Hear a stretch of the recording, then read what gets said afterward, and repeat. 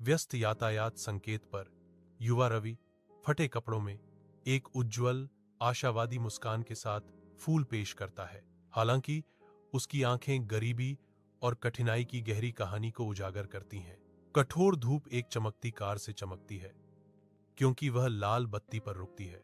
रवि और कार के बीच का तीखा अंतर उनके संसारों की असमानताओं को उजागर करता है।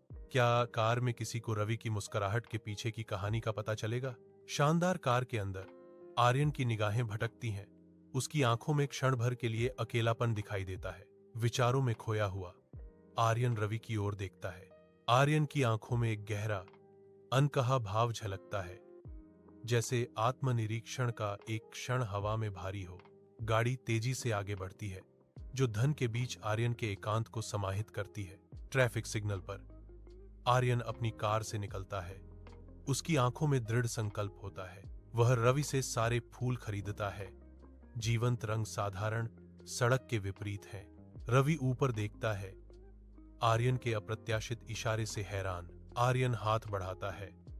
हलचल भरे शहर के बीच दोस्ती का मौन प्रस्ताव। शाम पुराने पार्क पर उतरती है।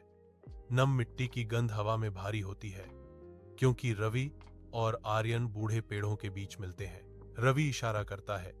उसके फटे पुराने कपड़े आर्यन की तीखी पोशाक के विपरीत हैं और वह घोषणा करता है, कभी कभी मेरा पेट ऐसा लगता है जैसे वह खुद को ही खा रहा है, लेकिन भरा हुआ पेट ही सब कुछ नहीं है ना? हमेशा कुछ बेहतर होने की उम्मीद होती है, रवि चिल्लाता है। आर्यन जवाब देता है, उसकी आवाज दूर है। मेरे पास एक बड़ा घर है और फिर भी मेरा दिल उन कमरों से ज्यादा खाली महसूस होता है। रवि एक बेफिक्र हंसी का प्रदर्शन करते हुए सुनहरी रोशनी पुराने पार्क को नहला रही है। उसकी आंखें वास्तविक खुशी से चमक रही हैं। आर्यन कोमल धैर्य के साथ रवि के हाथ का मार्गदर्शन करता है, उसे अक्षरों को बनाने की नाजुक कला सिखाता है। आर्यन पाठ की ओर इशारा करते हुए रवि सावधानी से प्रत्येक शब्द का उच्चारण करता है।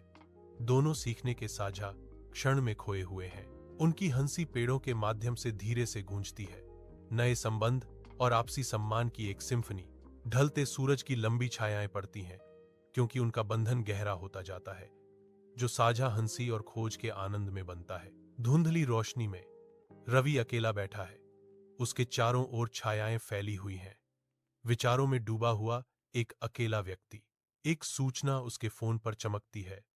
संदेश पढ़ने पर उसके हाव भाव बदलते हैं। रवि पर उदासी की लहर छा जाती है। उसके कंधे झुक जाते हैं।